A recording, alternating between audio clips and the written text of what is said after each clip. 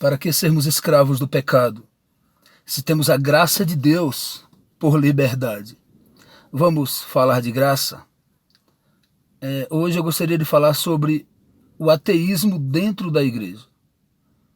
Na minha ignorância, eu penso que o ateísmo ele começou lá na época de Samuel, o povo de Israel. Naquela época, o povo de Israel era teocracia divina, era governo de Deus. Eles não tinham rei, eles eram regidos, eles eram orientados, Deus mandava os recados, eles era teocracia divina, governo de Deus. E do outro lado tinha as nações pagãs, que eram criaturas de Deus também, mas porém não adoravam o Deus eterno, adorava deuses. Adorava Baal, adorava Astarote, adorava outros deuses. E naquela época o povo de Israel começou a ser gozado, a ser zombado. Quero conjecturar aqui sem ferir o texto. Eles eram zombados por as nações pagãs. E eles olhavam para os israelitas e diziam: vocês não são nação, vocês não têm um rei, vocês não têm um líder, vocês é diferente da gente. Então os israelitas começaram a querer parecer com o mundo. E o desejo de parecer com o mundo fez com que eles fossem a Samuel e dissessem: Samuel, nós queremos um rei no nosso meio. Nós não queremos Deus, assim, Jeová, o tempo todo. Nós queremos um homem, um líder que nos lidere aqui. Então, na minha ignorância, penso que o espírito de ateísmo existe desde aquela época. E por que a mensagem hoje fala do ateísmo dentro da igreja? Eu queria ler um texto com você rapidamente, que está lá em João, no livro de João, no capítulo 11, João 11, o verso 23 em diante, diz o Evangelho segundo João, capítulo 11, o verso 23, que diz assim: Jesus então assegurou-lhe: o teu irmão ressuscitará. E Marta lhe disse: eu sei que ele vai ressuscitar na ressurreição do último dia. Esclareceu-lhe Jesus: eu sou a ressurreição e a vida, aquele que crê em mim, mesmo que morra, viverás. Queridos, Marta, ela colocou ela fez uma expressão negativa. Jesus chega, e ela conhecia a história de Jesus. Ela sabia do poder, da glória, da majestade, de todos os benefícios que Jesus tinha feito, porque o ministério de Jesus foi quase 100% baseado em milagres, em curas, em ressurreições, em grandes obras. E essas pessoas recebiam esses milagres e se convertiam.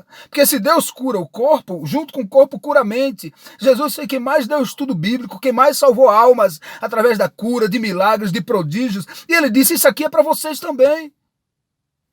Nós dizemos que acreditamos no Espírito de Profecia. O Espírito de Profecia fala o tempo todo que tudo que Jesus fez nós podemos fazer. A Bíblia fala o tempo todo. Mas tem ateu dentro da igreja que não crê assim. E Marta, não colocando isso nela, jamais quem sou eu, mas ela tem uma palavra negativa aqui. Ela sabia que Jesus era poderoso, mas naquele momento ela tinha o racional. Não, Senhor, eu sei. No dia da ressurreição ele vai ressuscitar. Ou seja, ela não cria milagres. Você entende? O que é ateu? Ausência de Deus. Palavra ateu. Não há Theos, Deus, então há ausência. Não há Deus. Ausência de Deus, o ateísmo. Os ateus, eles não creem na Bíblia, não creem na igreja, não creem em nada, ok. Eles são radicais no ateísmo. Mas existem os ateus do meio, aqueles, entre aspas. Ele vai para a igreja, ele crê nos 10 mandamentos, ele crê no sábado, ele crê num monte de ditames bíblicos, mas quando o pregador começa a falar de milagre, milagre não. Começa a falar de poder, isso é utopia, isso é exagero. Querido, não é exagero. Existem duas fés. Existe a fé salvadora, aquela que você aceita Jesus, e que te traz do mundo e te leva a Cristo, mas existe o poder da fé, o dom da fé. E é sobre esse dom, esse poder, essa autoridade que eu quero deixar para você hoje. Nós lemos os Salmos, 150 capítulos, acho que isso, aproximado, só fala de promessa. Fala das derrotas de Davi, da dificuldade de Davi. Asaf está ali clamando e que está estressado, que não sente alegria, mas no final mostra a grandeza, o poder de Deus. Eles entendem que a condição para o milagre é a dificuldade e para um grande milagre é a impossibilidade. Então olha para cá, não seja um ateu dentro da igreja. Creia em milagres, creia no poder, creia na vitória. Sabe, queridos, a religião ela pode te conectar com Deus, mas ela não pode ser teu Deus. Então o Senhor, ele trabalha com revelação, com poder, ele mostra. O livro do Apocalipse é só revelação. Então você não vem me dizer que não acredita em revelação, então não lê Apocalipse, que é só revelação, Deus falando. Deus fala de poder, a palavra de Deus é poder. O Senhor diz assim: se tiveres fé do tamanho de um grão, falarás aos montes e eles se transportarão. Olha que isso não é brincadeira, você precisa crer.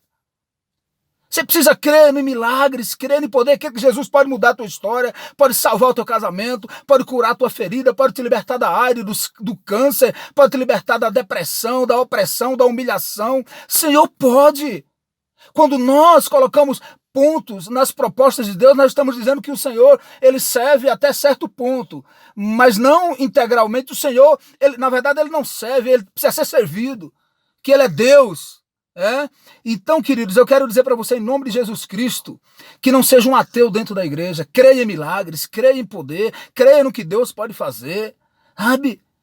Quando nós acreditamos só naquilo que vemos, somos um Tomé moderno. Infelizmente, não somos crentes no Senhor. Podemos ser crentes na Bíblia, crente na igreja, mas crente em Jesus Cristo, crer em tudo que ele diz e quer fazer tudo que ele faz e confia na palavra. Então lembre-se disso. Se botar na cabeça que está doente, vai ficar doente. Se ficar encabulado dizendo que vai viver ferido, vai viver ferido, vai viver estressado, vai ter problema, vai viver com problema. É o psicológico. Então a fé que funciona é aquela que você pensa positivo, mesmo diante da tormenta, mesmo diante da dificuldade, mesmo diante da afronta, mas você confia, você espera, você descansa e sabe que o teu Deus age, que o teu Deus é fiel. A Bíblia é toda cheia de promessas, a Bíblia só fala de milagres, de vitória, de poder. Então desfruta disso, confia nisso e viva isso. Não seja um ateu dentro da igreja que crê até a página 9, mas nunca vai na 10, que fica só nos entretantos, mas nunca chega aos finalmente. O Senhor quer finalizar contigo nesse dia, quer falar fortemente ao teu coração e quer te dizer que há luz, que há direção para a tua vida, que Deus te abençoe e te guarde e que o Senhor é contigo.